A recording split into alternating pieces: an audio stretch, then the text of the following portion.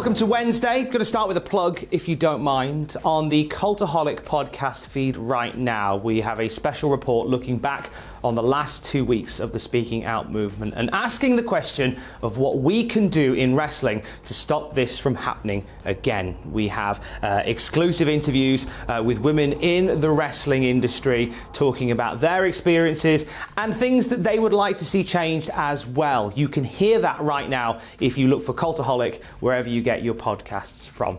And with that, here is your wrestling news. WWE suspends Joe Coffey and fires 2 referees from NXT UK. Impact Wrestling teasing another major return, and we get Vince McMahon's reaction to the New Day taking the knee on SmackDown. Following allegations stemming from the Speaking Out movement, WWE has suspended Joe Coffey.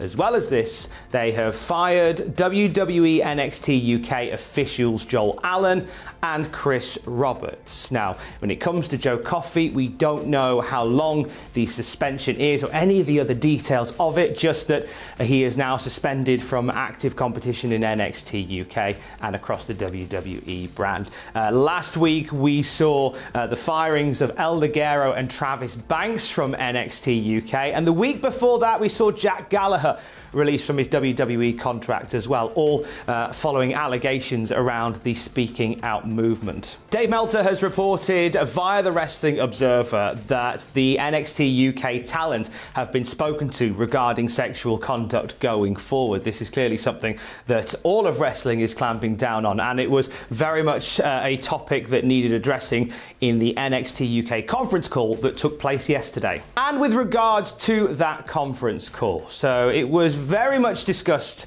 around social media yesterday that this call was taking place, and there were some questions over what it would mean for the future of NXT UK. PW Insider reported that WWE officials held the call simply to keep the NXT UK stars in the loop with what is going on. There are absolutely no plans at this time to close down NXT UK, to change operations of NXT UK, but merely just an update to tell everybody the lay of the land, also letting them know that NXT UK tapings will be commencing again soon. We don't know the exact date of that.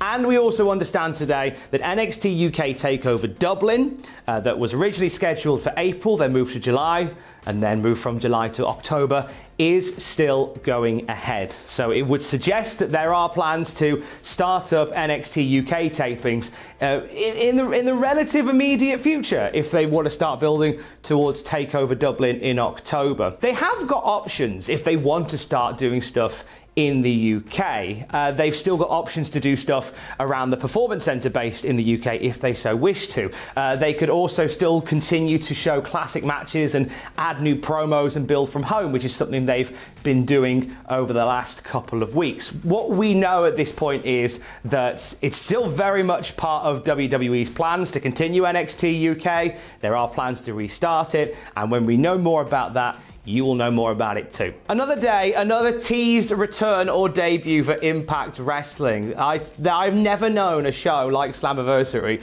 with so many debuts and returns teased, hooked, hinted, nudged and winked at. They seem to be by the day at the moment. Yesterday we talked about Luke Gallows and Carl Anderson coming into Impact Wrestling. It looks as if that is a signed, sealed and delivered thing. Expect to see them around Slammiversary as well. We've seen videos from EC3 hyping up an appearance at Impact Wrestling. They played his theme music on Impact the other night to add a little bit of fuel to the fire. Lots of people have been hinted at. The return of Aces and Eights has been hinted at as well via D'Lo Brown on a Zoom call with somebody. They dropped another hint last night of a classic return for Impact Wrestling as we heard the familiar music and saw the super heroic attire of one Super Eric, the alter ego of Eric Young. Haven't seen Super Eric since 2008. Him and Kaz became TNA World Tag Team Champions. And in a short video at the end of Impact last night, we see the Super Eric cloak and we see a hand reach out and take hold of it.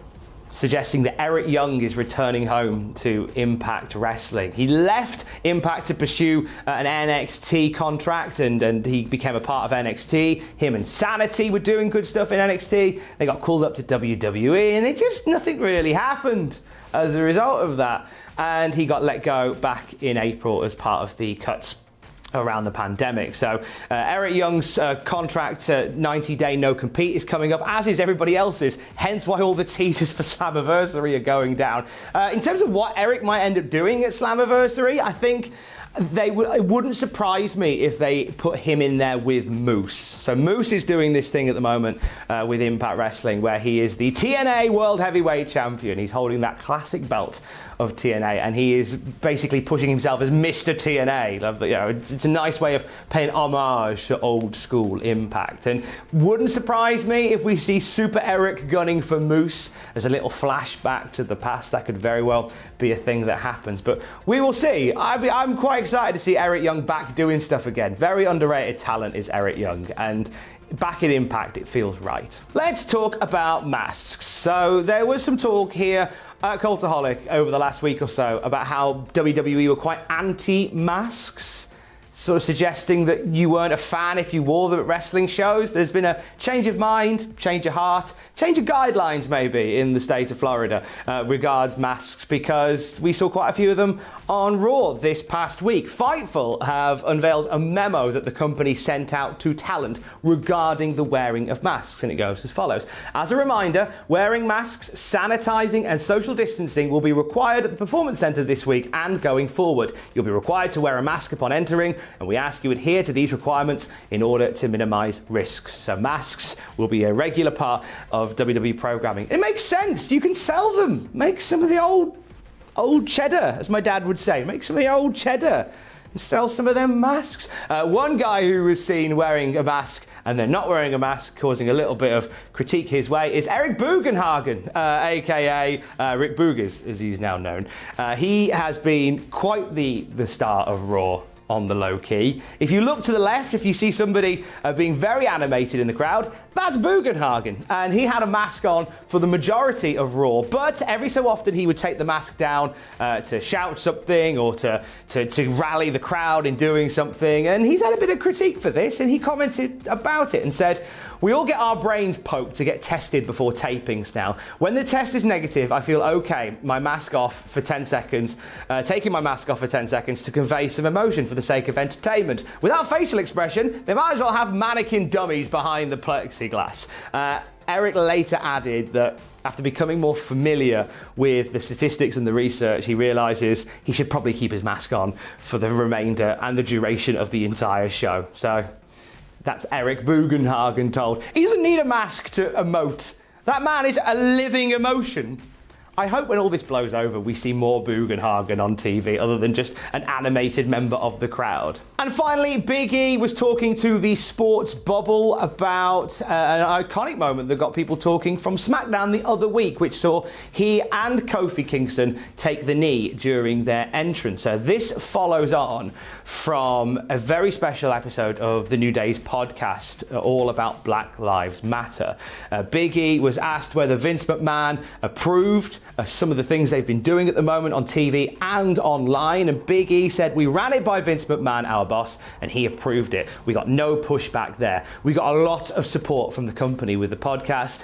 We can't typically put out video, not the whole video, because of the way the contract is with our podcast, but they were so supportive of us putting up the whole conversation because we felt like it was important for people to listen to this hour plus and to see it and to see our faces and see our expressions." So not only were they really positive in supporting Kofi and Big E taking the knee, but they were also incredibly supportive and positive of the New Day's podcast. Yeah, it did seem unusual to see the whole hour podcast online, but it was an amazing watch. And if you haven't watched it already, it's certainly one that is worth you taking an hour or so out of your day to do so. Big love to Big E. That'll do it for your Cultaholic news for today. Jack will be along a little bit later on with some more wrestling news. Believe it or not, another wrestler being teased for Slammiversary. I know, I've run out of fingers to count them on.